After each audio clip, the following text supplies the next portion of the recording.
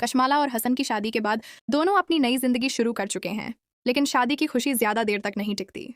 कशमाला के ससुराल पहुंचते ही घर के माहौल में तनाव पैदा हो जाता है। नफीसा बेगम अपनी बेटी मेहरू को लेकर बेहद नाराज होती हैं।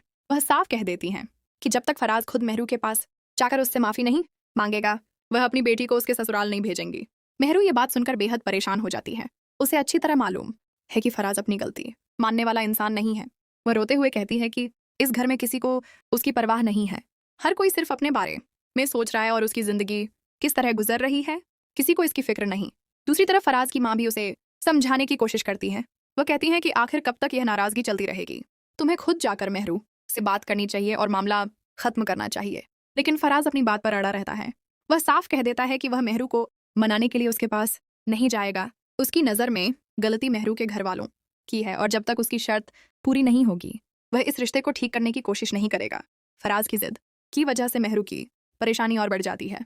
वह चाहती है कि किसी तरह दोनों परिवारों के बीच मामला सुलझ जाए, लेकिन फराज के रवैये से उसे लगने लगता है कि शायद वह कभी उसे समझने की कोशिश ही नहीं करेगा। इसी बीच कशमाला अपने मायके जाने की तैयारी करती है। हसन भी उसके साथ जाने के लिए तैयार होता है।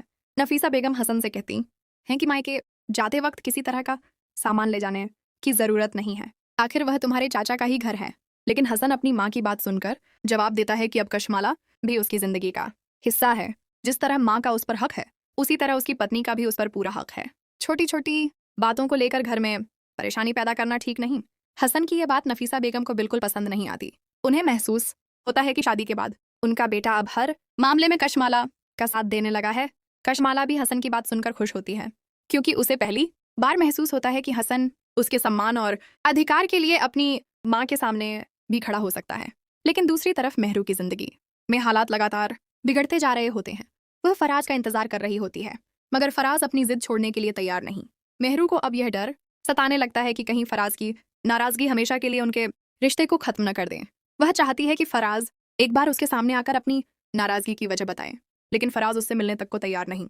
अब एक तरफ कशमाला और हसन अपने रिश्ते को मजबूत बनाने की कोशिश कर रहे हैं, तो दूसरी तरफ मेहरू और फराज का रिश्ता टूटने की कगार पर पहुंच चुका है।